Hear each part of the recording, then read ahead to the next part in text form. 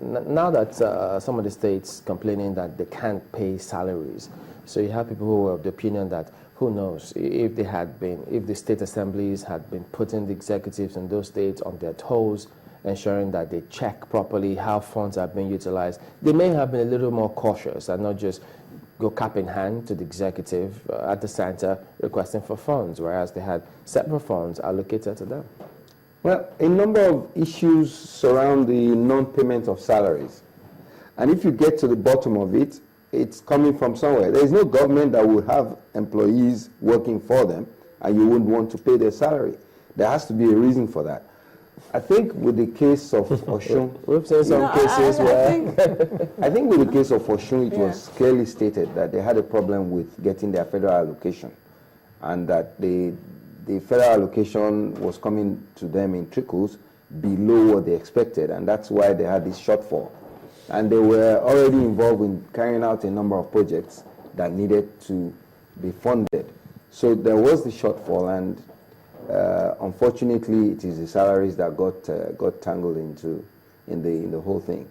But there's always a reason why a state government... saying on that, I want to link this with what Chamberlain asked, because it would seem as if something when we talk about oversight, the gist in town is if it doesn't really bother you personally as the legislator in charge, you don't really go all out and do it for the people. Now, if you're saying that there must be a reason why some states haven't been able to pay salaries, looking at the assembly in these states, it would seem as if we haven't actually heard from them as if they made any move to question the executive arm to ascertain why they haven't been able to pay salaries. Do you think that, as we move into the 8th Assembly now, over the years, have they been able to do their jobs the way that the people would feel that truly these are our representatives? To be honest with you, certain state houses of assembly have done pretty well, and that's why they've not had too much problems within their states. But in the states where there are issues, you will trace those issues to political differences, and that's where the problem starts. If you have an assembly that does not have a good perception of their governor, they start having some problems in such states. And you will find out that it becomes a political matter where within the party itself, there are moves by certain people within the party to either make governing very difficult for the executive arm.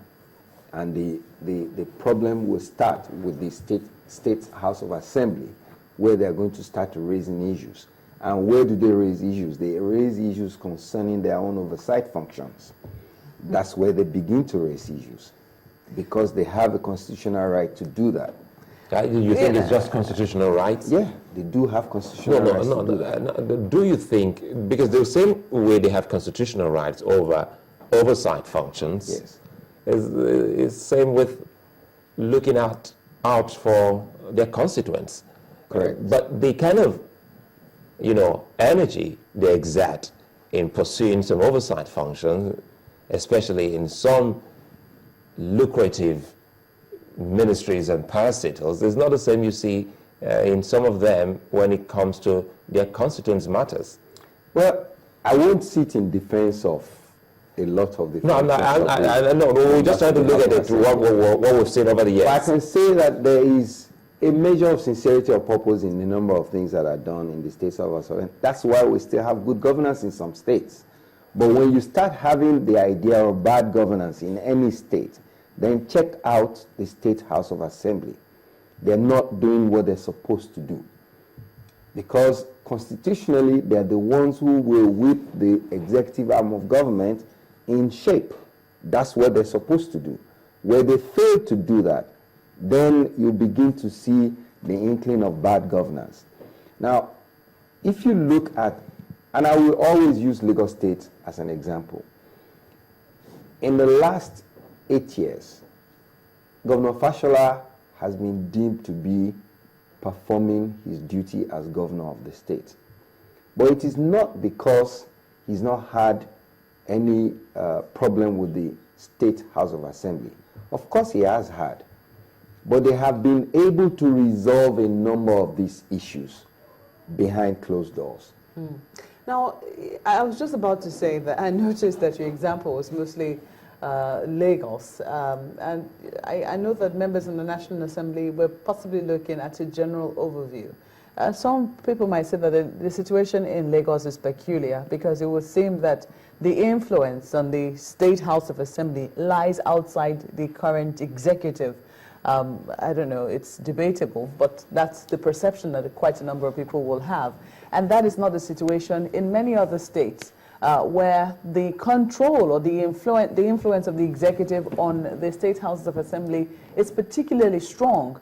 And so the governors know what the members, the legislators, state legislators can do or what they cannot do, you know, what they would dare and what they won't even think of, you know. So there are instances like that, and you say, let's take one very candid example. We just recently went through a constitution amendment where it was proposed that the State House of Assembly should also be on first-line charge along with everybody else, you know, the way it is done at the federal level so that they can achieve some level of independence.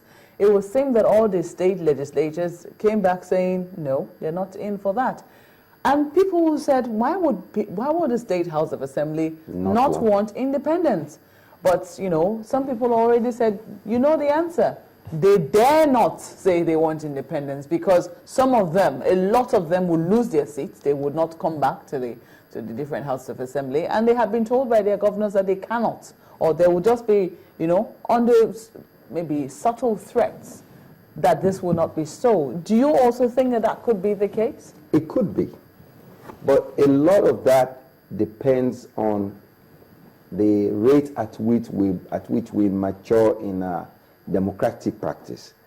In a democracy, people get to elective office by votes.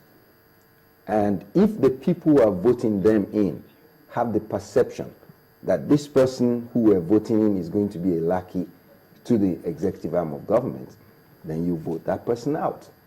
But we have not matured up to that level yet. It is an evolving thing. Yeah, but some people will also say the process, even through which we vote, is a problem itself, in the sense that we vote for the members of the Houses of Assembly or even the National Assembly as if they were appendages to, you know, the executive for that day. So, for instance, you had a situation where politicians believe that people do not quite understand vote for this party and then vote for this party. You know, when people thumbprint for Party A, they most likely will keep thumbprinting Party A and not minding who the candidates for Party B could be. We also saw that play out in this last election. So do you also think that that could affect the fact that the National Assembly or even the state assemblies do not stand on their own on election days? They're joined or lumped together with the executive arm of government. Could that also you know, influence the sorts of people that we get? It could.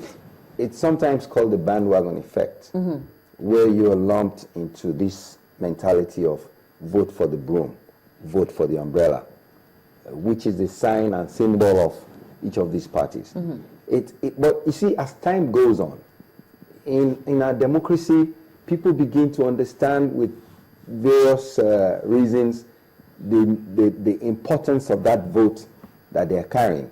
And therefore, a time will come when you're going to be voting for certain individuals.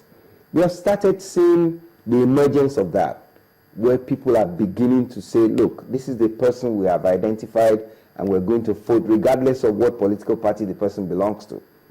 It is coming up, but we have not matured to that level yet. We will get there. And, you know, it's just that we have to contend with what we have at the moment. If individuals within the State House of Assembly or even at the National Assembly go out there to say that we are going to get into good governance, this is my approach, and they do that individually, they will begin to exert influence on their colleagues within the setup. And that is the only way that change will come. It's not going to be a rapid thing. it's going to be a slowly growing thing. That person will begin to spread the message within his colleagues.